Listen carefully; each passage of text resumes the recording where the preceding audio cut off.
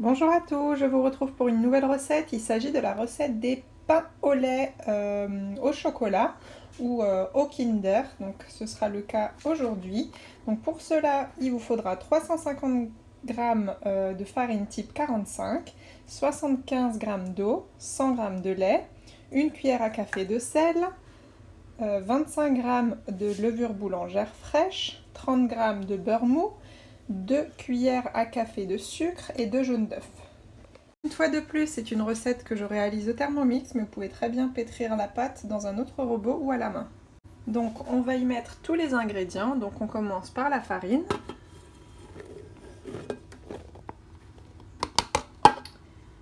Ensuite par la levure boulangère et le sucre. L'eau. Le lait. Les 2 jaunes d'œufs.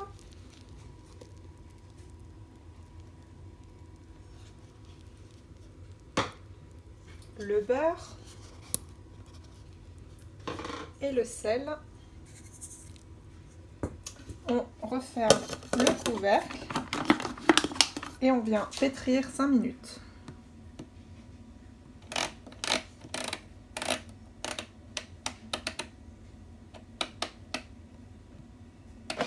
Voici ce que l'on obtient au bout de 5 minutes, une pâte qui ne colle pas trop. Donc il va falloir la transvaser dans un saladier avec un fond fariné et la laisser reposer 1 heure.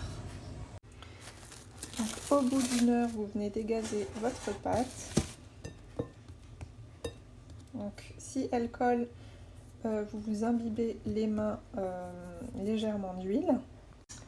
Vous farinez légèrement également votre plan de travail. Donc une fois que vous avez dégazé votre pâte, vous préchauffez votre four à 180 degrés chaleur tournante. Donc, puis pour l'intérieur de mes pains au lait, j'ai choisi d'y mettre un Kinder Maxi.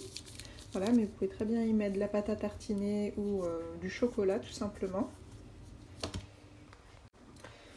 Voilà, donc vous divisez votre pâte en plusieurs boules d'environ 90 g chacune. Voilà, ou l'équivalent d'une boule comme celle-ci.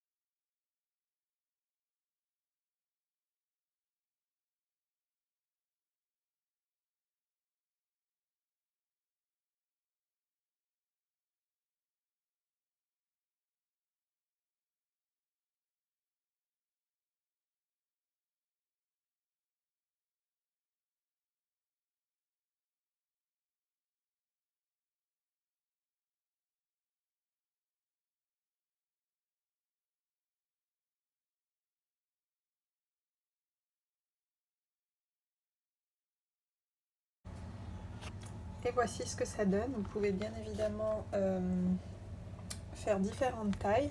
Donc moi j'ai choisi de les faire plus ou moins grands. Voilà, et donc vous les recouvrez d'un linge propre et vous les laissez encore pousser environ une demi-heure. Donc au bout d'une demi-heure, j'ai mis un jaune d'œuf avec du lait dans un petit verre et je vais venir badigeonner mes pains au lait.